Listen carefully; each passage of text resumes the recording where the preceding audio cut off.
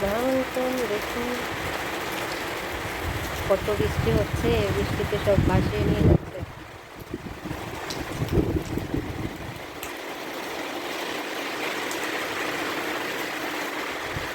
প্রচুর বৃষ্টি হচ্ছে ওমানে, ওমানে সব ভাসিয়ে নিয়ে যাচ্ছে বৃষ্টি।